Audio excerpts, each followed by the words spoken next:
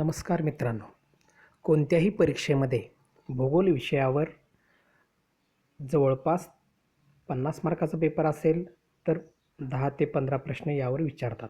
100 मार्काचा असेल तर 25 ते 30 प्रश्न भूगोल याच विषयावर विचारले जातात. म्हणून आपण भूगोल या विषयाचा अतिशय व्यवस्थित व सविस्तरपणे भूगोल या विषयाची आपण चर्चा करणार आहोत. आता या विषयामध्ये अभ्यास करत असताना बऱ्याचशा संकल्पना असतात. त्या संकल्पना आपल्या लक्षात येत नाहीत. या संकल्पना लक्षात येण्यासाठी आपणाला छोट्या छोट्या माहितीची गरज असते आणि हीच माहिती आपल्याला नसते. त्यामुळं मी तुम्हाला व्यवस्थित प्रत्येक गोष्टीची माहिती समजावून सांगणार आहे. तुम्हाला जर हे चॅनल आवडलं तर तुम्ही लाईक व शेअर करायला, त्याचबरोबर सबस्क्राईब करायला अजिबात विसरू नका. लक्षात ठेवा. चला, सर्वात प्रथम आपण पाहू विविध क्षेत्रातील क्रांत्या.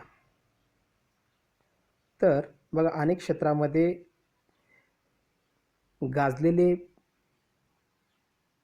क्षण असतात. ते क्षण त्या क्षणाला दिलेलं ते नाव असतं, त्याला म्हणायचं त्या त्या क्षेत्रातील क्रांती. आता पहा, 1 नंबरला आपण पाहूया हरित क्रांती. हरित क्रांती ही अन्नधान्याच्या उत्पादनामध्ये केली होती. जास्तीत जास्त महत्त्वाचं तर गहू आणि तांदूळ. आपल्या देशाला जवळपास 69-72 साली खायला अन्न नव्हतं. अशा वेळेस इंदिरा गांधींच्या काळामध्ये हरित क्रांती झाली होती. 2 नंबरची आहे नील क्रांती.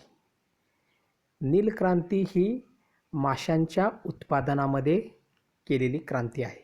त्या माशांच्या उत्पादनात केलेल्या क्रांतीला नील क्रांती असं म्हणतात. पुढली आहे पीत क्रांती.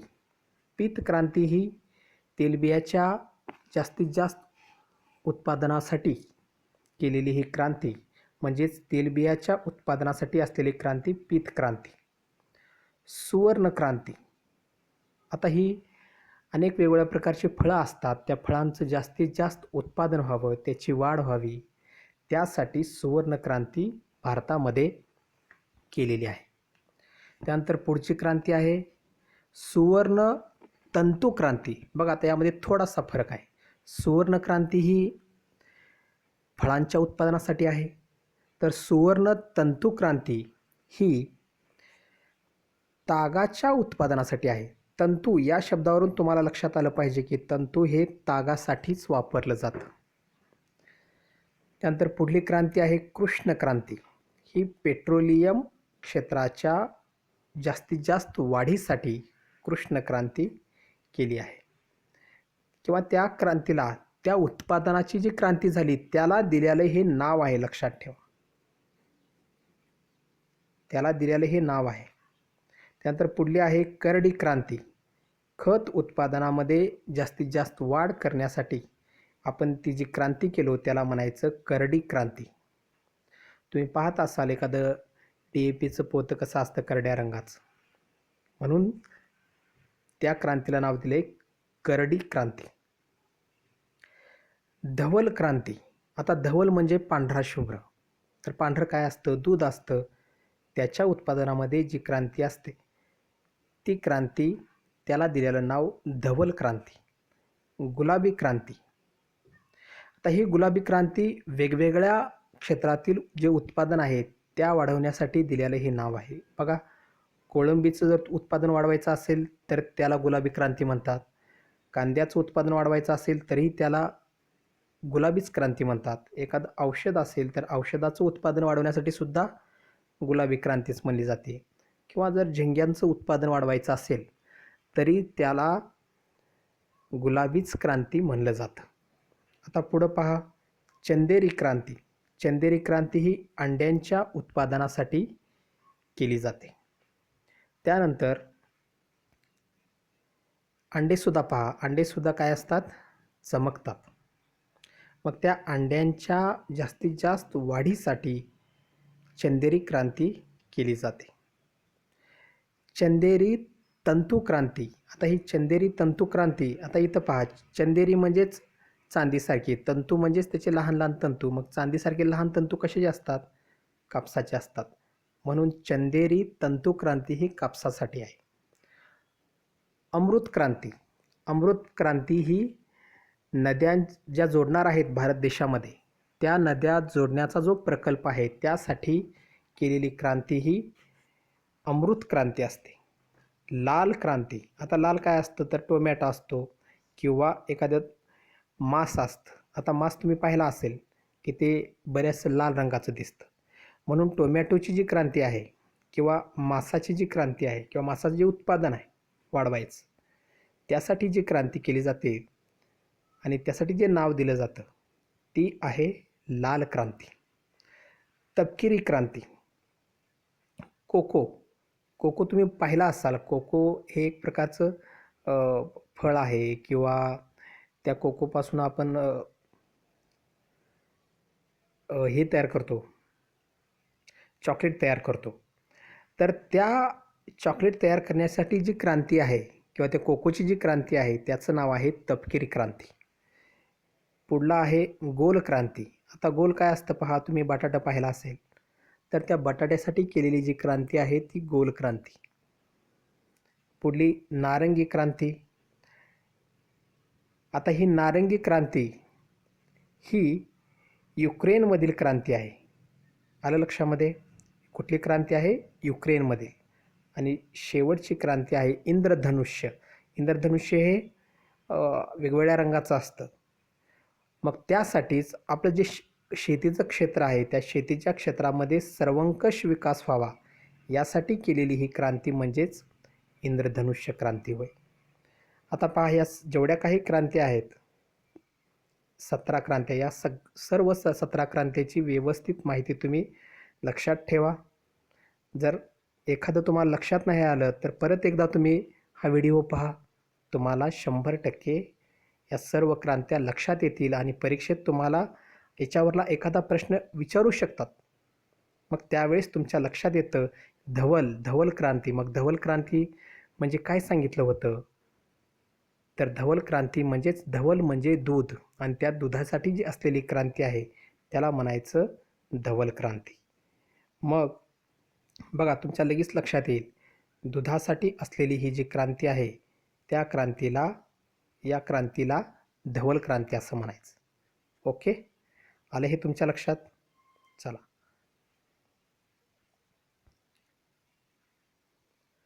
आता इथं पहा, संयुक्त राष्ट्र विकास कार्यक्रम जगातील अतिशय महत्त्वाची असलेली एक संघटना युनो.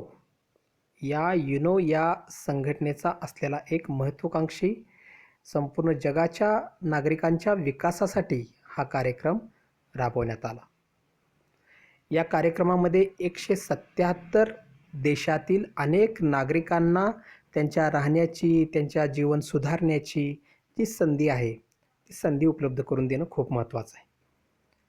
म्हणून संयुक्त राष्ट्रसंघाची जी आमसभा आहे, म्हणजेच त्यांची जी प्रमुख सभा आहे, त्या सभेनं त्यांच्या अखत्यारीत एक काय केला, बोर्ड, आणि त्या बोर्डामधील असलेली जी आर्थिक व सामाजिक परिषद आहे त्या आर्थिक व सामाजिक परिषदेच्या अंतर्गत हा कार्यक्रम येतो. तर याचे मुख्य कोण आहेत? हेलन क्लार्क हे आहेत. त्यांची स्थिती कशी आहे? ते सध्या कार्यरत आहेत. याची स्थापना केव्हा झालेली आहे? तर 1965 साली या कार्यक्रमाची स्थापना झाली आहे. मुख्यालय कुठं आहे? तर न्यूयॉर्क या शहरामध्ये आहे. आले हे लक्षात? तर संयुक्त राष्ट्रसंघाचा जो विकास कार्यक्रम आहे तर त्याची स्थापना लक्षात ठेवा, स्थापना 1965 साली झालेली आहे. त्यानंतर आता इथं पहा, संयुक्त राष्ट्रे आर्थिक व सामाजिक परिषद. आता हा जो आहे हा संयुक्त राष्ट्रसंघाचा एक मुख्य अंग आहे. तर याची स्थापना केव्हा झाली होती? याची स्थापना 1945 साली झाली होती. आणि याचं मुख्यालय कुठं आहे? याचं मुख्यालय न्यूयॉर्क या शहरामध्ये आहे. तर जगामध्ये अनेक प्रकारच्या आर्थिक समस्या असतात, अनेक वेगवेगळी जगामधील देशांची धोरणं असतात. त्या सर्वांची एक प्रकारे चर्चा घडवून आणणारी ही एक प्रमुख एक मंच आहे, एक ठिकाण आहे. आणि 1998 सालापासून अनेक जे देश आहेत, त्या अनेक देशांचे अर्थमंत्री, त्याचबरोबर इंटरनॅशनल जी नाणेनिधी आहे किंवा आंतरराष्ट्रीय नाणेनिधी आणि जागतिक बँक यांच्यामध्ये संवाद घडवून आणला जातो. बघा, प्रत्येक देशाचे जे अर्थमंत्री असतात, त्याचबरोबर जी जगामधील असलेली एक प्रमुख संस्था आंतरराष्ट्रीय नाणेनिधी आणि जागतिक बँक, हिचं मुख्यालय वॉशिंग्टन DC आहे अमेरिकेमध्ये. या सगळ्यांच्यामध्ये संवाद घडवून आणला जातो. सध्याच्या घडीला स्लोव्हाकिया देशाचे राजदूत मिलेस कोतेरेक हे या संयुक्त राष्ट्र आर्थिक व सामाजिक परिषदेचे प्रमुख आहेत. नाव लक्षात ठेवा, मिलोस कोतेरेक. कोणत्या देशाचे आहेत हे? स्लोव्हाकियाचे आहेत. तर आता आपण पाहूया महाराष्ट्रातील प्रमुख घाट. आता घाट म्हणजे काय आहे? बऱ्याच जणाला घाटाची संकल्पना माहीत नसते. तर समजा एखादा उंच असा डोंगर आहे. त्या उंच डोंगरामधून अशी वाट काढत तुम्हाला या डोंगराच्या वर जायचं आहे. तर त्यासाठी त्या डोंगराला असं करून, हे असं कडेने करून अशा पद्धतीनं त्या डोंगरावर आपण जाऊ शकतो. त्याला म्हणायचं घाट. तुम्ही पहा, याच्या पाठीमागं तुम्हाला दिसत आहे की हा घाटाचा रस्ता असा हा दिसतोय ना, हा घाटाचा रस्ता. या अशा प्रकारे डोंगरावर जाण्यासाठी किंवा डोंगरावरून खाली उतरण्यासाठी घाटाचा उपयोग आपण करत असतो. आलं लक्षामध्ये घाट म्हणजे काय? तर महाराष्ट्रातील जे प्रमुख घाट आहेत, आपण ज्या वेगवेगळ्या स्पर्धा परीक्षा असतात, त्या स्पर्धा परीक्षांसाठी अतिशय सोप्या भाषेमध्ये, सर्वांना समजेल अशा भाषेमध्ये आपण शिकत आहोत.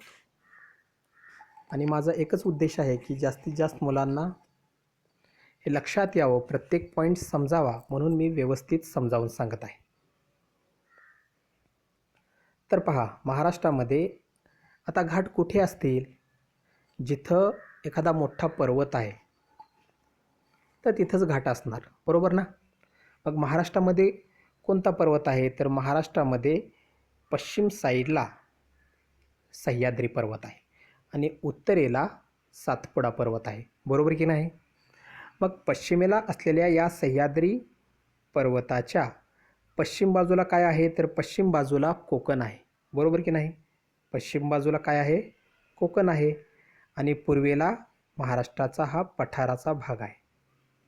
मग या पठाराच्या भागातून कोकणात जाण्यासाठी किंवा कोकणातून पठारावर येण्यासाठी हा जो सह्याद्री पर्वत ओलांडून यावं लागतं, बरोबर ना? मग हा सह्याद्री पर्वत ओलांडत असताना डायरेक्ट असं डोंगरावर चढून नाही चालणार, लक्षात घ्या.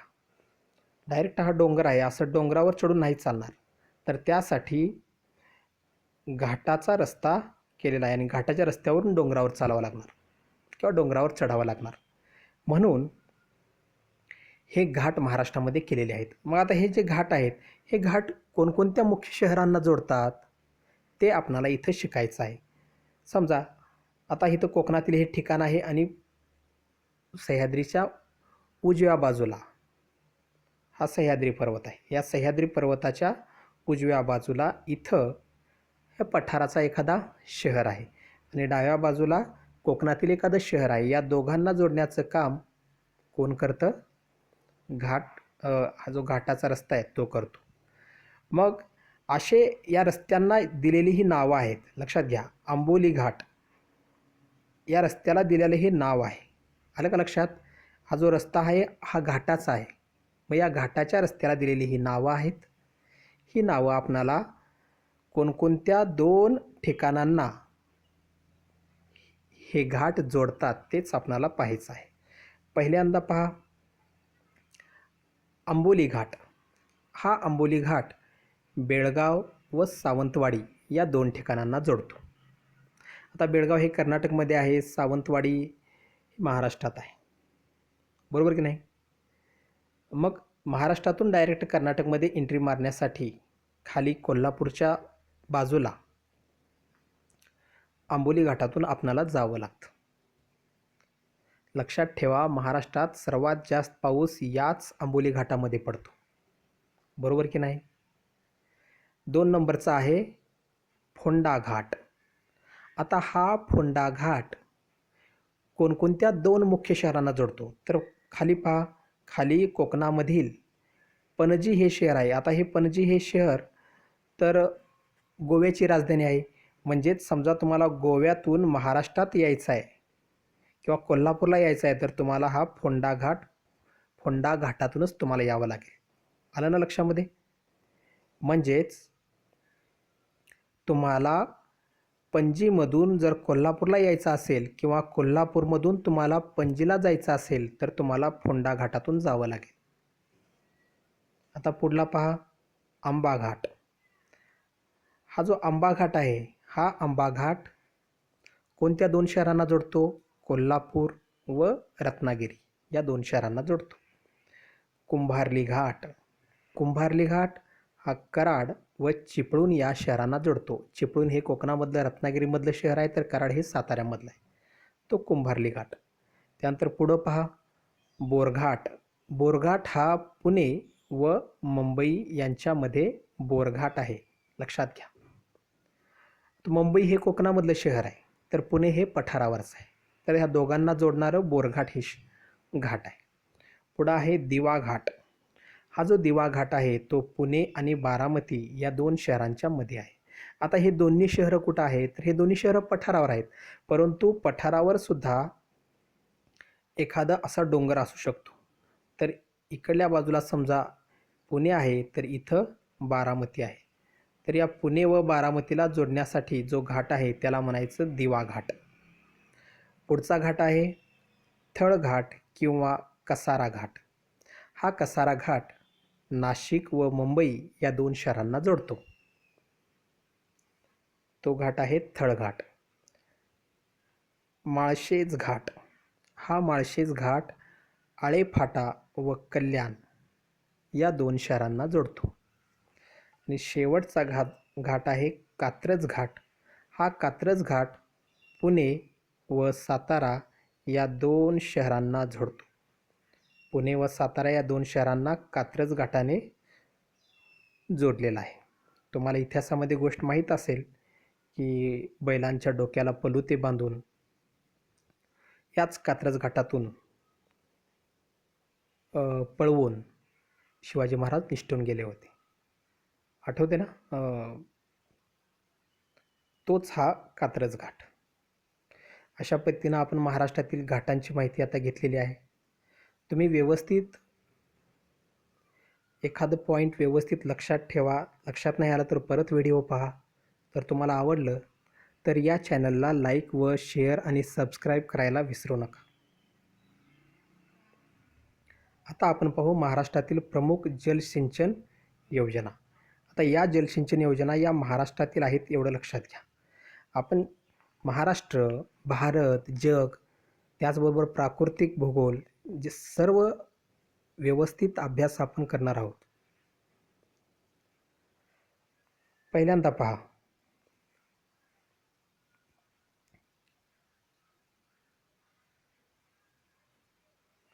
देवघर.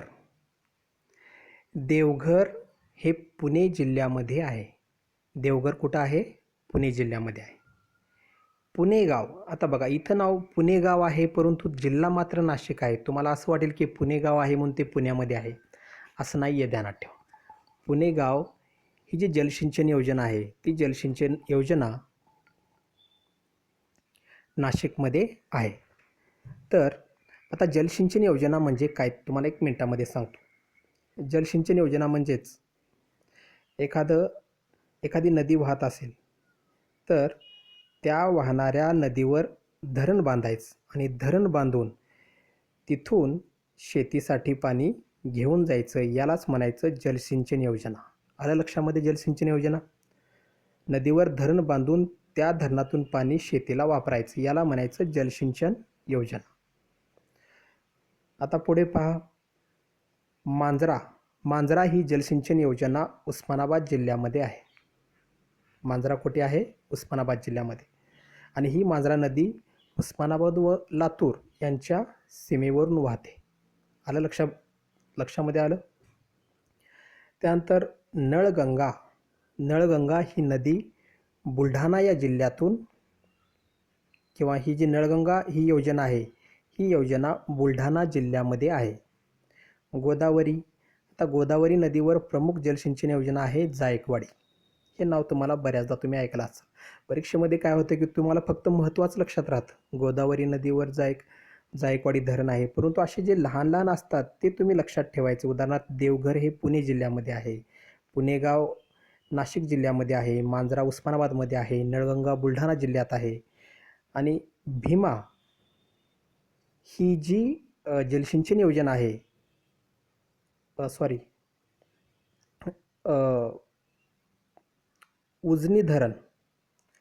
उजनी धरण हे जे आहे ते भीमा या नदीवर आहे. आणि जायकवाडी हे जे धरण आहे ते गोदावरी नदीवर आहे. बरोबर की नाही?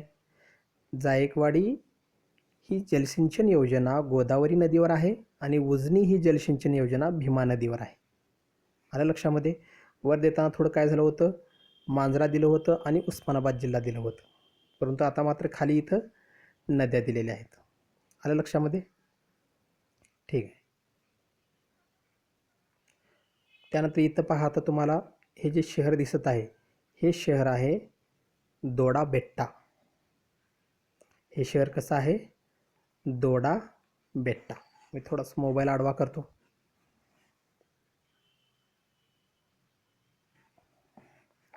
आता हे दोडाबेट्टा शहर निलगिरी पर्वतामध्ये आहे. तर हा निलगिरी पर्वत कुठे आहे? निलगिरी पर्वत हा तुम्ही भारताचा जर राजस्थानचा भाग पाहिलात, राजस्थानच्या भागामधून इथं हा निलगिरी पर्वत आहे. या निलगिरी पर्वतातील प्रमुख शहर आहे दोडाबेट्टा. आता शहर म्हणजेच एखाद्या डोंगराचा असा उंच, समजा असा डोंगर आहे, त्या डोंगराचा असा उंच भाग असतो, त्याला म्हणायचं शिखर. त्याला काय म्हणायचं? शिखर. तर निलगिरी पर्वतातील प्रमुख शिखर दोडाबेट्टा हे आहे. हे पश्चिम घाटातील अनाईमुडी. आता बघा, पश्चिम घाट तुम्हाला इथून जवळपास नाशिकपासून ते खाली तामिळनाडू, केरळपर्यंत हा पश्चिम घाट आहे. आणि या पश्चिम घाटातील एक प्रमुख शिखर, त्याचं नाव आहे अनैमुडी. या अनैमुडी नंतर दुसऱ्या क्रमांकाचं हे शिखर आहे, लक्षात ठेवा. आणि या शिखराची जी उंची आहे ती आहे 2637 मीटर, म्हणजे जवळपास 2 किलोमीटर, आणि 637 मीटर म्हणजेच 2.5 किलोमीटर जवळपास या दोडाबेट्टाची उंची आहे. लक्षात ठेवा, हे दोडाबेट्टा शहर निलगिरी या पर्वतामध्ये आहे.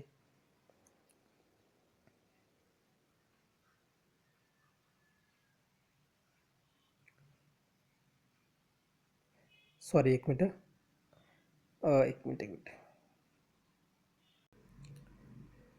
सॉरी, जरा एक मिनटं सांगत असताना थोडीशी अनावधानाने थोडीशी चूक झालेली आहे की तो तुम्हाला मी आत्ता सांगितलो की नकाशा काढून की राजस्थानजवळ हा निलगिरी पर्वत आहे. थोडंसं तिथं तो अरवली पर्वत आहे. कोणता पर्वत आहे? राजस्थानजवळ अरवली हा पर्वत आहे, लक्षात ठेवा. राजस्थानजवळ अरवली पर्वत आहे. आणि हा जो निलगिरी पर्वत आहे तो निलगिरी पर्वत सरळ भारताच्या, तुम्ही सह्याद्रीपासून जर असं खाली गेलात, सह्याद्रीपासून खाली गेलात तर या दक्षिण भागामध्ये इथं हा निलगिरी पर्वत आहे. हा निलगिरी पर्वत कोण्या? तामिळनाडूमध्ये आहे. कुठं आहे? तामिळनाडूमध्ये. सॉरी, मग जरा चूकच झाल्याबद्दल मी माफी मागतो. निलगिरी पर्वतातील हे काय आहे? दुसऱ्या क्रमांकाचं हे दोडाबेट्टा हे शहर आहे. या शहराची शिखर आहे. या शिखराची उंची 2637 मीटर इतकं आहे. आणि हे कुठं आहे? तर निलगिरी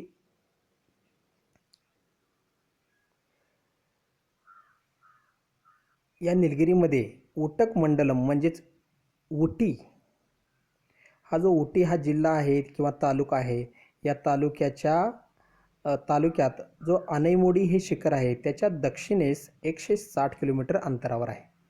बघा, उटीच्या दक्षिणेस 160 किलोमीटर अंतरावर हे दोडाबेट्टा हे शहर आहे. निळसर व करड्या रंगाच्या ग्रॅनाइट खडकांनी युक्त, बघा आता हा जो डोंगर आहे किंवा हे शिखर आहे, या शिखरावर निळ्या आणि करड्या रंगाचे जे ग्रॅनाइट खडक आहे त्या ग्रॅनाइट खडकाने अतिशय उंच असं ती काय केलेली आहे, दोडाबेट्टाचं हे शिखर वाढत गेलेलं आहे.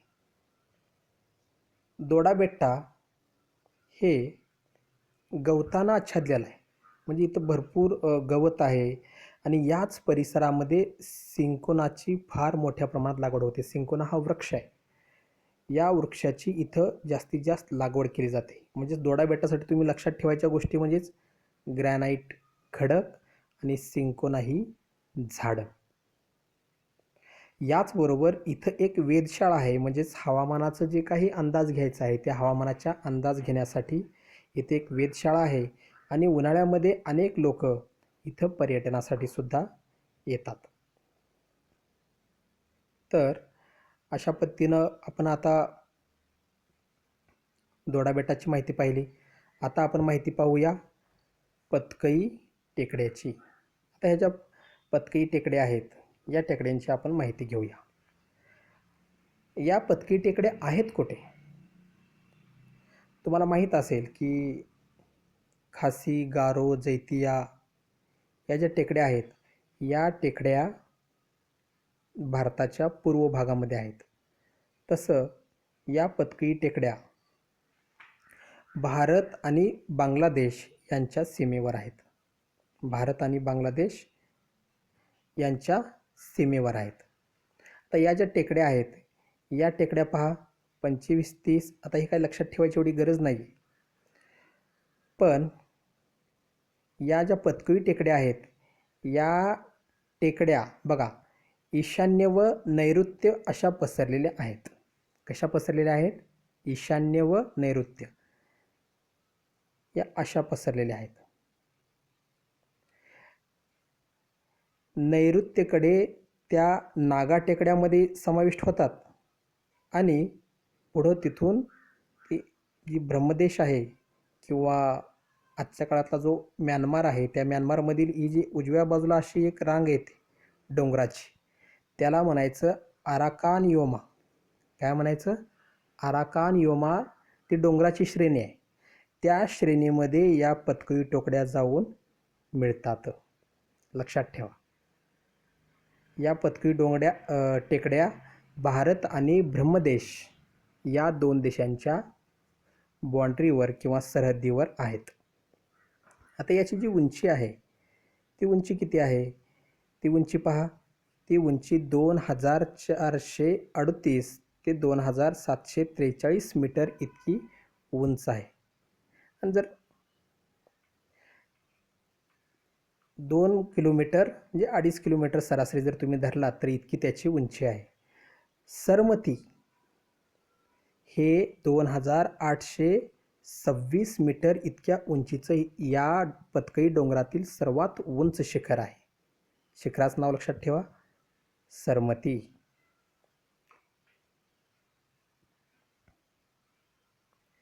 यामुळं एका बाजूला बघा, यामुळे एका बाजूला काय झालं? एका बाजूला ब्रह्मपुत्रा व मेघना नदीचं खोर आहे. समजा हा ही अशी रांग आहे, पतकई टेकडीची अशी रांग आहे.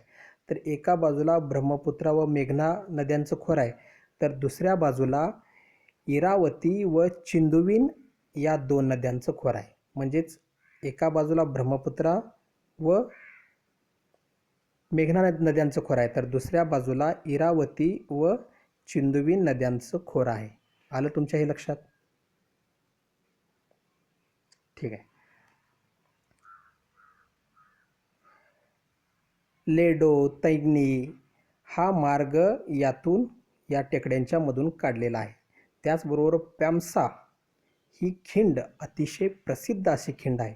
कोणती खिंड?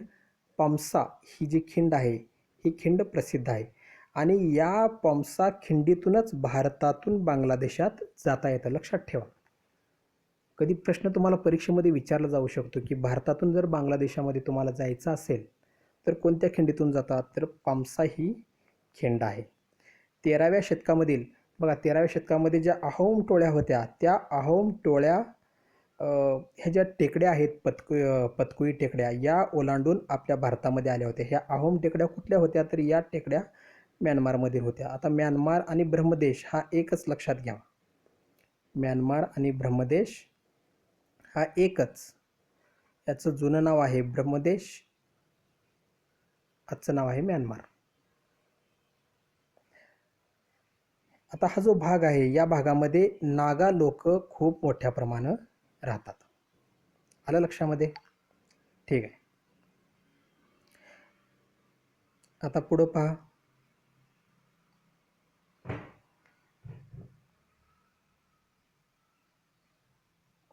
खंडगिरी. काय पाहायचं आहे आपल्याला? खंडगिरी. आता हे खंडगिरी काय आहे नेमकं? आता पहा, आपण प्रत्येक भूगोलाचा एक एक पॉईंट समजावून घेत आहोत. पॉईंट समजावून घेत असताना थोडीशी पाठीमागं पुढं होऊ शकतं, परंतु माझा जास्तीत जास्त हा प्रयत्न आहे की तुम्हाला प्रत्येक पॉईंट लक्षात यावं आणि असं लक्षात आलं तरच तुमच्या ते परीक्षेमध्ये त्याचं उत्तर तुम्ही व्यवस्थित सोडवू शकणार आहे. नाहीतर उथळ केल्यानंतर मग ते परीक्षेमध्ये सगळंच विसरून जात आहे. आता पहा, हे जे खंडगिरी हे ठिकाण आहे हे ओरिसा राज्यातील एक महत्त्वाची अशी टेकडी आहे. आता ही टेकडी कोणत्या जिल्ह्यामध्ये आहे, तर पुरी या जिल्ह्यामध्ये आहे आणि कटकपासून जवळपास 24 किलोमीटर दक्षिणेला आणि नैऋत्येला आणि भुवनेश्वरपासून जवळपास 8 किलोमीटर अंतरावर आहे. भुवनेश्वरपासून 8 किलोमीटर वायव्येस आहे. ही जी खंडगिरी आहे या खंडगिरीला लागूनच उदयगिरी ही एक टेकडी आहे. या दोन्ही टेकड्या बघा, खंडगिरी आणि उदयगिरी, तुम्हाला परीक्षेमध्ये सरळ साधा सोपा प्रश्न विचारू शकतो. खंडगिरी आणि उदयगिरी हे कोणत्या राज्यामध्ये आहे, तर ओरिसा या राज्यामध्ये आहेत. तर दुसऱ्या शतकातील जो कलिंग राज आहे, तुम्हाला कलिंगचं युद्ध आठवत असेल जे ओरिसामध्ये झालं होतं, राजा अशोक आठवत असेल, तर जो कलिंगराज खारवेलकालीन एक सुविख्यात व महत्त्वाची अशी जैन गुंफा आहेत. बघा, या खंडगिरीमध्ये त्या काळातल्या दुसऱ्या शतकातील अतिशय महत्त्वाच्या अशा जैन गुंफा आहेत आणि ह्या ज्या दोन टेकड्या आहेत या दोन टेकड्या एकदम समोरासमोर आहेत आणि ह्या समोरासमोर असल्यामुळंच या दोन्हीच्या नावावरून याला काय म्हणलं जातं, उदयगिरी व खंडगिरी असं दोन्ही डबल नावानं त्याला बोललं जातं. आता वर्धमान महावीर यांच्या स्पर्शाने पावन झालेल्या या टेकड्या अतिशय क्षेत्र म्हणजे अतिशय महत्त्वाचं क्षेत्र म्हणून इथं या दोन टेकड्यांना मान्यता दिलेली आहे. बघा, खंडगिरी आणि उदयगिरी या दोन टेकड्यांना महत्त्वाचं का मानलं जातं, कारण जैन धर्माचे जे प्रमुख आहेत वर्धमान महावीर, या वर्धमान महावीरांचा येथे पदस्पर्श झाला होता, म्हणजेच वर्धमान महावीर येथे आले होते, त्यामुळं या क्षेत्राला अतिशय महत्त्व आहे. आता इथल्या प्रमुख ज्या गुफा आहेत त्या कोणकोणत्या पहा. तातवा गुफा, अनंतगर्भ, खंडगिरी, त्रिशूळ, ललाट केंद्र, तेंतुली, धानगर, नवमुनी, बारभुजी, इंद्रकेसरी या प्रमुख त्यातील गुफा आहेत. याशिवाय येथे आकाशगंगा, गुप्तगंगा, श्याम, राधा असे 5 जलकुंडे आहेत, म्हणजेच पाण्याचे इथे साठे आहेत. उदयगिरी 34 मीटर व खंडगिरी हे 40 मीटर इतके उंच टेकड्या असून त्या अलौकिक व सृष्टीशोभा आहेत, म्हणजेच त्या अतिशय खूप छान आहेत. या दोन्ही टेकड्या खूप छान आहेत. बघा बरं, तुम्हाला आता किती छान माहिती मिळाली, किती छान माहिती मिळाली. आता पुढं पहा, गगन प्रकल्प. काय आहे हा गगन प्रकल्प?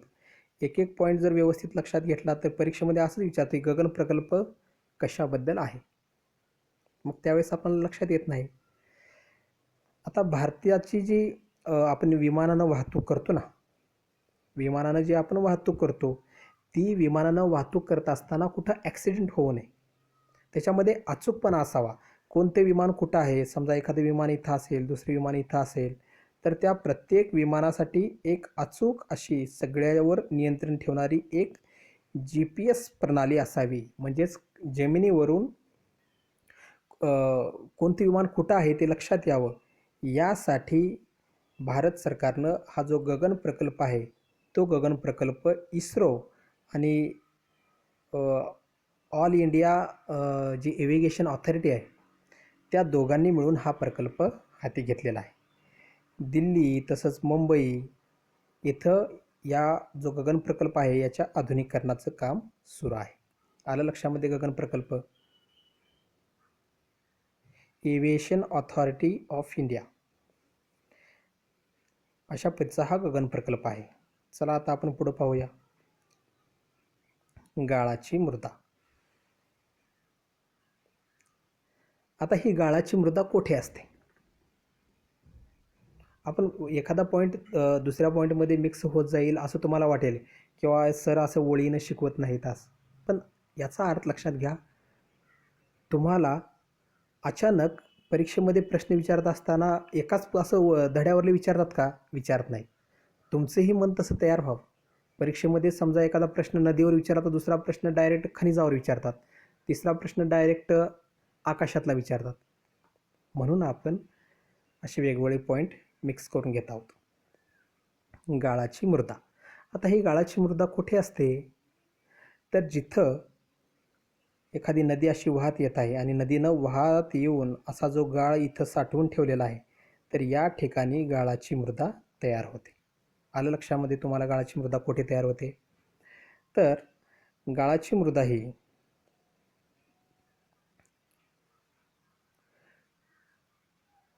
पंजाब, हरियाणा, उत्तर प्रदेश, बिहार, पश्चिम बंगाल, आसाम या राज्यामध्ये जास्तीत जास्त गाळाची मृदा तयार झाली आहे. तुम्ही बघा आता डाव्या बाजूला ज्या पंचनद्या आहेत, सिंधू, सतलज, बियास, रावी, चिनाब, झेलम, या 5 नद्यांनी आपल्या नद्यांच्या जो मुखाशी आणून काय केलं आहे, गाळ साठवलेला आहे. तिथं गाळाच्या मृदा आहेत. त्यानंतर आपल्या देशातील ज्या गंगा व यमुना, ही यमुना नदी आणि ही गंगा नदी यांनी आणलेला जो गाळ आहे तो साठवून ठेवलेला आहे. कुठं? नदीच्या एकदम शेवटच्या टोकाला. मग आपण त्याला काय म्हणतो? तर त्याला आपण त्रिभुज प्रदेश असं म्हणतो. आपण त्याला गाळाचं मैदान असं म्हणतो. त्याला काय म्हणतो? गाळाचं मैदान.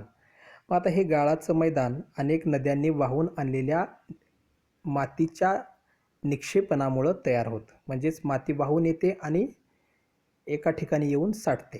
त्याला म्हणायचं गाळाची मृदा. आता ही गाळाची मृदा पहा. नर्मदा, तापी, महानदी, गोदावरी, कृष्णा, कावेरी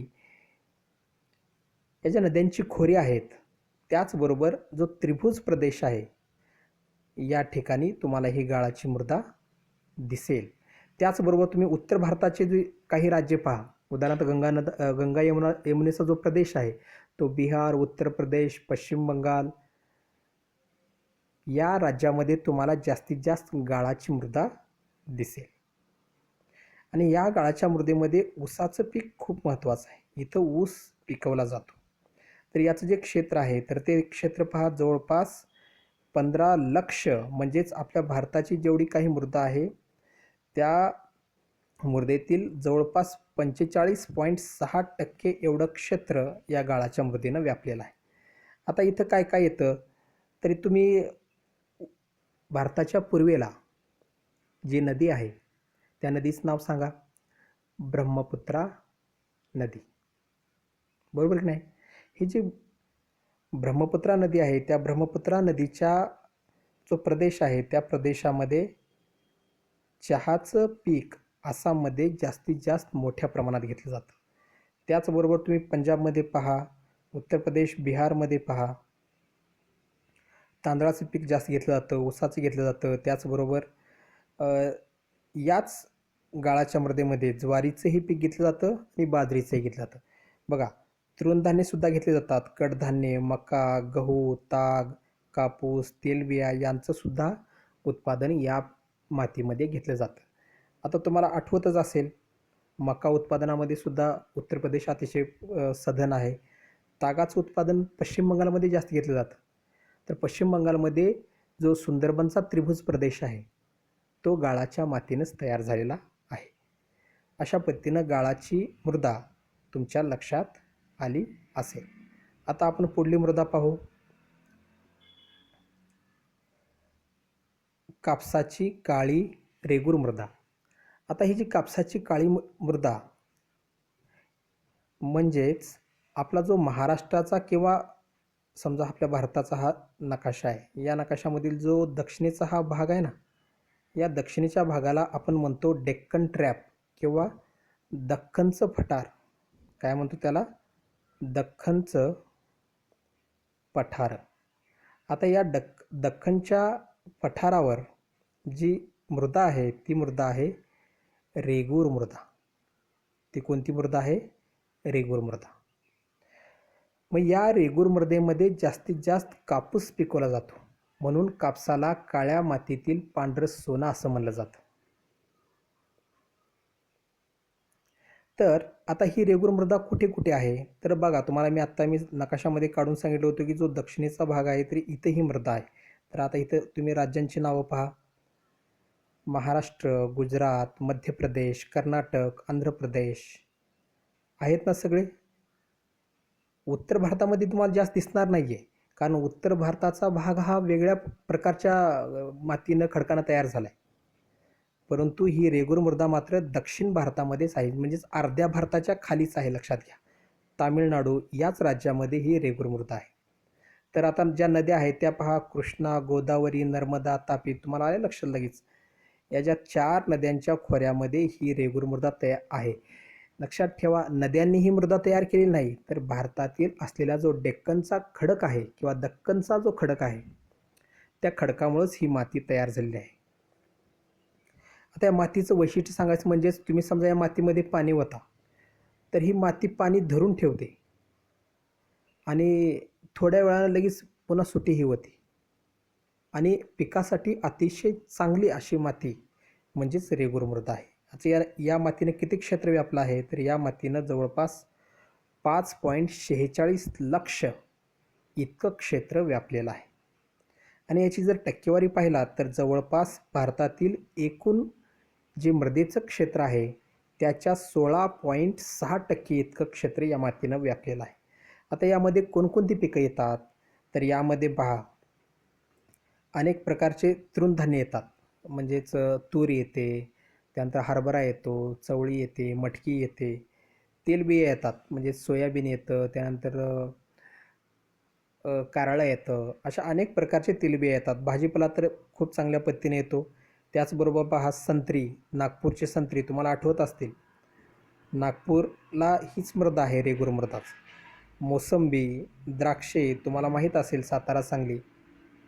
त्याचबरोबर सोलापूर, नाशिक हे अतिशय द्राक्षासाठी प्रमुख असलेले जिल्हे, ते द्राक्षे या रेगूर मातीमध्ये खूप चांगले येतात. त्याचबरोबर पहा, तुम्ही कोल्हापूर, सातारा, सांगली, पुणे या जिल्ह्यामध्ये ऊसाचं उत्पादन जास्त होतं. हे ऊस या रेगूर मातीमध्येच खूप चांगला येतो.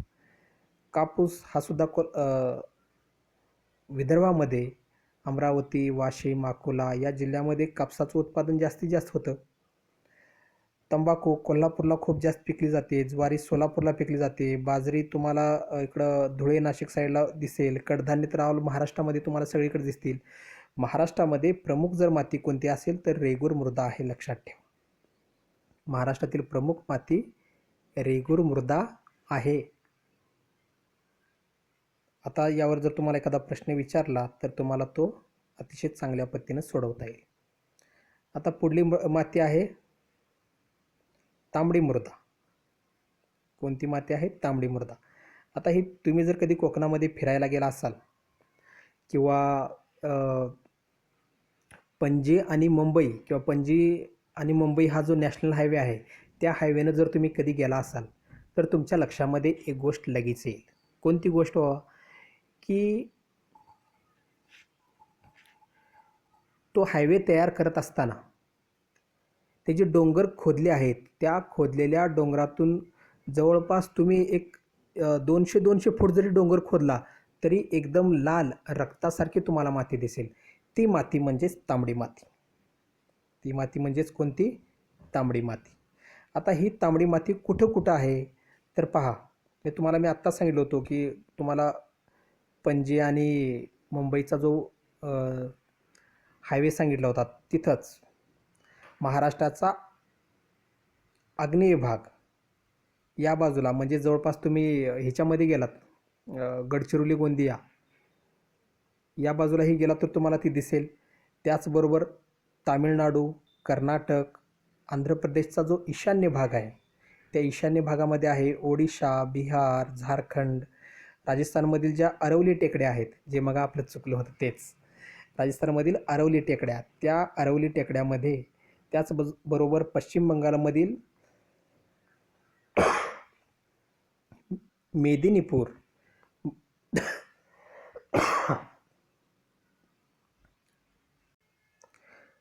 पश्चिम बंगालमधील मेदिनीपूर, बाकुरा हे जे जिल्हे आहेत, या जिल्ह्यामध्ये तसेच पूर्वेला खासी, गारो, जैती या टेकड्या तुम्हाला मी मगाच सांगितलं होतं की ज्या खासी, गारो, जैतिया या 3 टेकड्या आहेत, या टेकड्या डावीकडून उजवीकडं जो आपला मेघालय पठार आहे त्या पठारामध्ये या टेकड्या आहेत.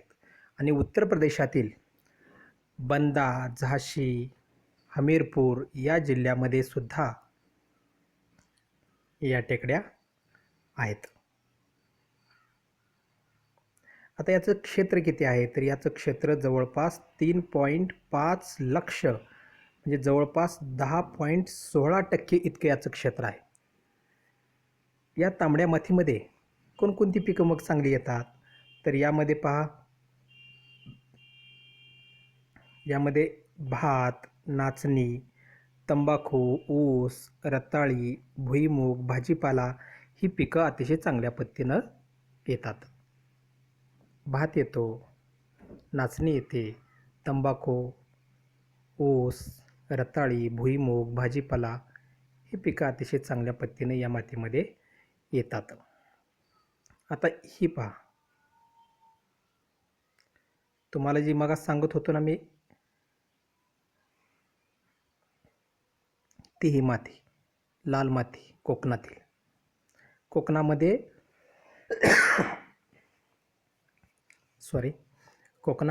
ही माती जास्तीत जास्त प्रमाणात आढळते. वने व पर्वतीय मृदा.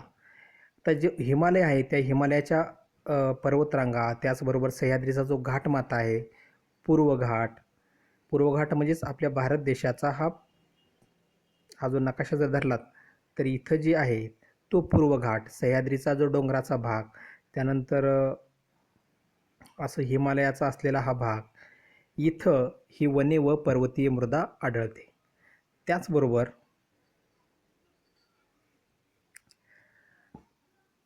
आसाम, मेघालय, उत्तराखंड, हिमाचल प्रदेश, जम्मू काश्मीर, या जम्मू काश्मीरमधील जो पॉडझाल मृदा क्षेत्र आहे, त्याचबरोबर पश्चिम बंगालमधील दार्जिलिंग हे क्षेत्र आहे, या ठिकाणी ही वने व पर्वतीय मृदा आढळते. म्हणजेच वनांची मृदा आढळते. आता यानं किती क्षेत्र व्यापलं आहे तर यानं जवळपास 2.85 लक्ष, म्हणजे जवळपास 8.67 लक्ष इतकं क्षेत्र या मातीनं व्यापलेलं आहे. आता यामध्ये कोणकोणती पिकं चांगली येऊ शकतात तर यामध्ये पहा, चहा, कॉफी, फळझाडे, त्यानंतर मका, गहू, बार्ली ही पिकं खूप चांगल्या पद्धतीनं यामध्ये येऊ शकतात. आता पुढली आहे जांभी मृदा. आता ही जी जांभी मृदा आहे याच्या नावावरून लक्षात ठेवा, ही तुम्हाला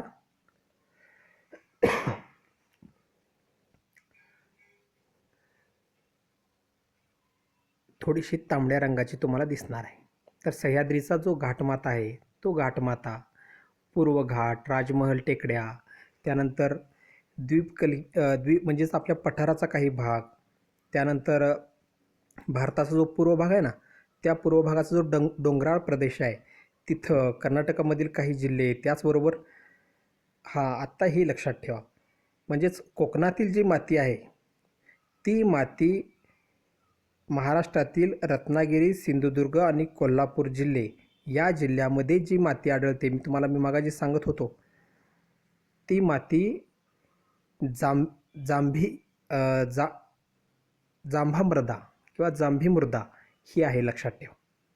तुम्हाला मी तांबडी माती जी सांगितलं होतं मग ती माती म्हणजेच जांभी मृदा ही आहे. तर आंध्र प्रदेशातील मेडक, नेल्लोर, त्याचबरोबर पूर्व गोदावरी जिल्हा, ओडिशातील बलसोर, कटक, गंजम, मयूरभंज, सुंदरगड, पश्चिम बंगालमधील बरद्वान, वीरभूम, बाकुरा या जिल्ह्यामध्ये जांभी मृदा आढळते. आसाममधील शिवसागर, लखीमपूर, नवेगाव जिल्हा, मेघालयातील गारो ज्या टेकड्या आहेत तिथं, त्याचबरोबर छत्तीसगडमधील संथाळ आणि परगणा जो संथाळ परगणा हा जो मिक्स आहे तर तिथं ही जांभी मृदा आढळते. आता याचं क्षेत्र याचं क्षेत्र जवळपास 2.48 लक्ष, जवळपास 7.5% इतकं आहे. आणि यामध्ये पिकं कोणती येतात भात, नाचणी, कडधान्य, ऊस, आंबा, काजू ही पिकं इथं येतात.